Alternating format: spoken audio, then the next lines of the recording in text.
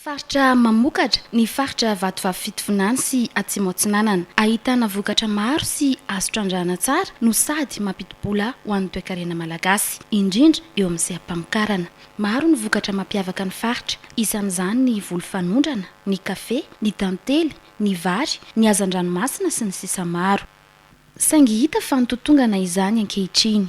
Eo amin'ny vokatra kafe ohatra raha 7 taona isa-taona tany amin'ny taona 2750 ka ampahany maro no naondrana tany ivelany, dia tsy misy afa-tsy 3 taona isan-taona izany ankehitriny ary ho an'ny fanjifana eto an-toerana ihany. Nisy arak'izany ny Foara Pangalana andiany faharoa niara-dalana tamin'ny festivalin'ny vokatry izay natao tao mananjary ny 13, 14, 15, 20 oktobra 2024.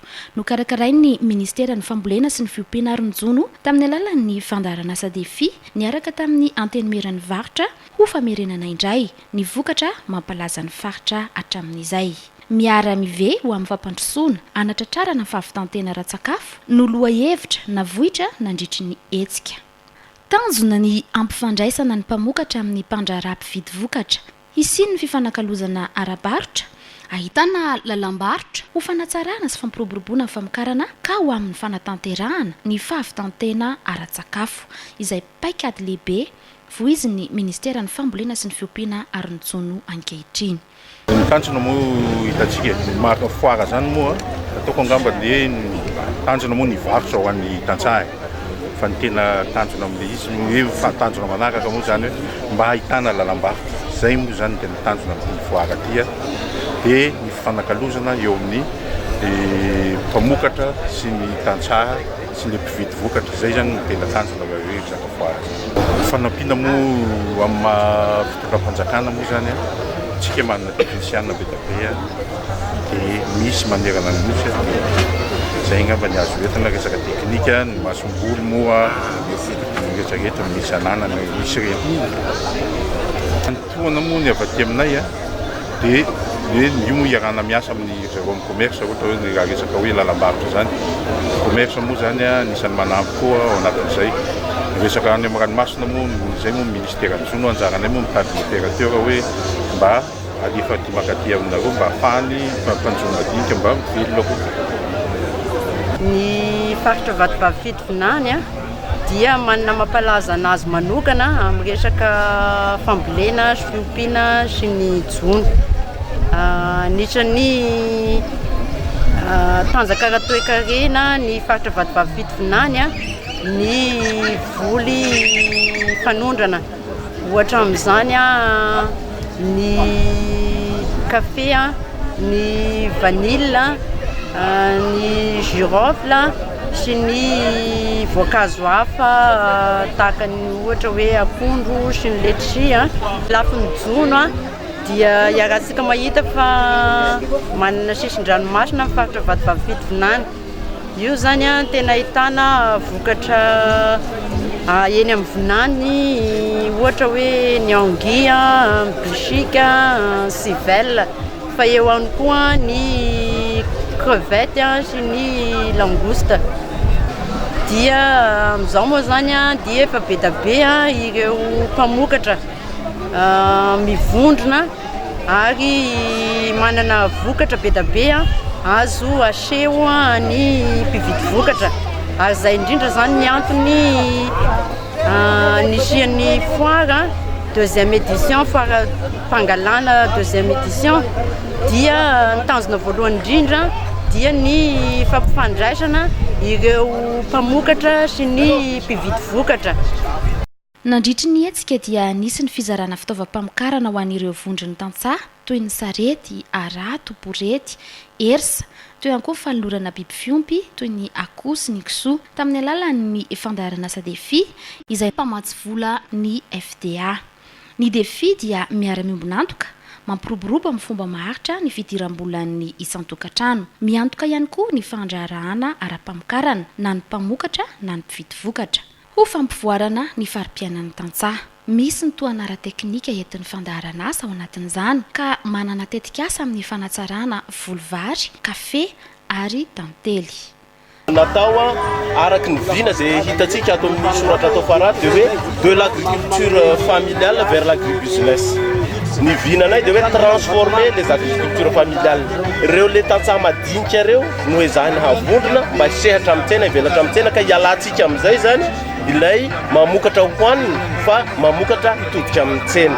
Dia izay indrindra zany mahatonga ny fandaharana asa defia anisany nanampy betsaka amin'ny fanatanterahana an'izao foara zao mba hoentina indrindra hampisokatra an'ireo tantsahantsika hahita lalam-barotra sy hifandray amin'ireo mpandraharaha. Nisy mpandraharaha goavana avy natsoina eto amin'ity foara ity, nisy mpamatsy vola avy amin'ny banky natsoina eto sy ny microfinance. Ireo zany tokony mifandray amin'ireo tantsahantsika ireo mba hahatonga an'izay le hoe transformation zay zany hoe tokony modernisena ho hatsaraina ny fomba famokarana. Ny filiera tohananay aty amin'ny faritra Vatovavy Finance tsy matsinanana dia ny kafe, ny vary ary ny tantely.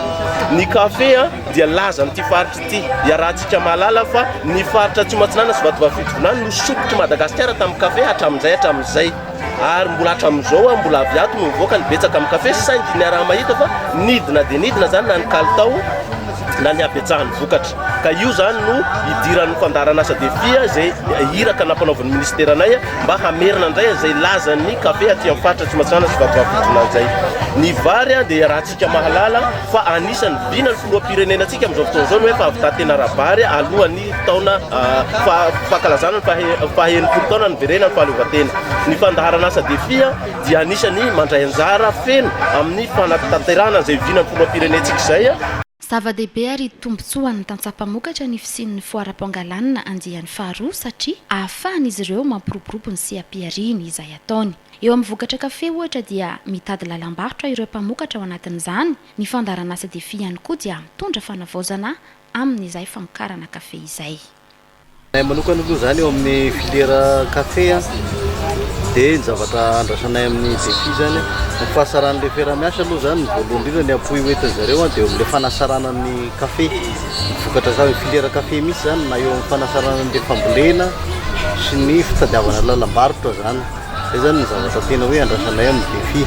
Dia tanjona amin'ity foara ity moa zany mba hoe ahitana lalam-barotra ahafana mamoaka an'ilay vidim-bokatra satria ny vokatra kafe zany raha ohatra hoe amoharina any amin'ny faritra misy anay dia sy mifagnentana amin'izao vaninandro iainana zao soa ny vidina kafe zany. Sy mifagnentana ambany zany ny vidina kafe, sy mifagnentana amin'ny fikarakarana sy ny fandaniana tokony atao amin'ny kafe. Miandrandra tohana zany amin'ny zay rehetrarehetra afaka manona moa zany sy voafaritra zany indrindra moa fa ny defi dia miandrandra tohana eo amin'ny resaka fitadiavana lalam-barotra, eo amin'ny resaka tohana ara-pitaovana mba ahafahana magnasara an'ilay kafe zany. Tohana ara-bola sy ara-pitaovana moa zany ahafahana magnasara an'ilay kafe mba ahafahana mamokatra betsabetsaka noho ny efa misy eo ampelantagnana. Mamokatra zay ao anatin'ny opelo zany eo amin'ny 5 eo zay mpikambana ao dia mamokatra eo amin'ny 10 tonnes mahery kely eo isa-taona. Ka raha ohatra hoe tonga zay tohana zay dia mety mino angamba fa mety ohatran'izay mety tafiditra hatrany amina 15 à 16 tonnes agny zany. Zay zany mety vokatra andrasana amin'ny OP meva kafe Ambohitrovo. Misy fisaorana tena misaotra be dia be ny defi sy ny ministera amin'izay fiarah-miasa zay sady moa zany satria vao manomboka zay zao zany dia magnantena ny fitohizan'ny fiarah-miasa mba ahafanay mampivoatra ny vokatra resaka kafe zany filiera kafe. Isan'ny lalam-piariana toana ny fandaharana asa defia ihany koa ny fanatsarana sy fampitomboana ny vokabary. Tombotsoa lehibe ho an'ny mpamokatra ny fahatongavana na mpiranty sy na mpafantatra ny vokatra izy ireo ka tonga hitady lalam-barotra ihany koa izy ireo. Zay moa zany tohana mitetika asa defia amin'ny fambolea ambary. Dia tonga eto amin'ny foara eto zay zany mitondra an'ireto karazam-bary anankitelo reto izay anaovana exposition. Reto vareto moa zany mahazatra ny tantsaha io sady vary efa vokatra teo aloha izy io fa tsy dia ahitana ranomasy loatra izany amin'ny kapobeny. Fa tato amin'ny kampagnany varosy zao zay tohagnany defi amin'ny masim-boly, formation ary fanohanana razezika. Dia ato ato zany amin'ny desambra zao zany mety hanana rendement 4 à 5 tonnes par hectare satria ary fomba nanaovana anazy ara teknika moderna vaovao. tondragny surface ny resana dia be dia be ny surface tondragny io kana barrage voakogna io raha ny velaran-tany akapobe ny voatondraka ankehitriny agny amin'ny 20 hectara ho agny voatondraka fa mbola besaky ny sy voatondraka dia zava-misy ankehitriny nefa miditaka an'izao raha sara ny toetrandro dia miezaka mamboly ny tansaha dikany zany misy rano ny barrage da miezaka mamboly ny tansaha da besaky ny vokatra da rehefa besaky ny vokatra izy da mazava ho azy fa mivangongo amina toerana ny vokatra da sy ara-dalàna ny vidiny da perte ny tansaha da miverina ihany fa serana ny tansaha dia eto manaito zao zao bakasaka mpamasy vola vidin'io vokatra na io mba amin'ny vidiny mirary mba afahany tansaha mivelona. Manatsara ny fiompiana tantely ihany koa ny fandaharan'asa defia sehatra ahafahan'ireo mpamokatra miditra kokoa amin'ny matianina ny toana entina ho azy ireo. Ahitana fifanarahana ara-barotra ihany koa ankoatra ny toana ara-teknika entin'ny fandaharan'asa. Ny andrasanay ty amin'ny Foara zany voalohany indrindra dia fahitana resaka débouché zany na lalam-barotra amin'ny ferme amin'antoka sy le mpandrahara sy paka tantely amin'ny gadiny. Ny saisonnay moa zany dia mbola itenterana ihany le tantely amidy fa mbola sy afaka manondrana satria zay mbola sy nahazo certification afana manondrana any ivelany. Misy olana mifamokarana tantely voalohany indrindra zao dia eo amin'ny resaka faharoa misy ny tena olana doavana eo amin'ny resaka fiompiana tantely ny resaka faharoa ankehitriny nefa ny resaka solution zany dia sisy afa-tsy ny mitrage ihany nefa ny amin'ny matansanay zany dia le enti-manana amin'izay izy dia mbola misy loatra mba afana mamany olana. Voalohany indrindra aloha dia misaotra ny ministera ny organiser n'izao foara zao satria occasion izy zao zany mba ahafahanay mahita lalam-barotra na ny ivelany zany na hita an-toerana. Dia faharoa koa misaotra ny défi koa amin'izao fiantohananay amin'ny foara zao satria be dia be zavatra antohananay amin'ny resaka foara na resaka tavoahangy resaka prix analer to zany sy dia midépense firy zahay magnaty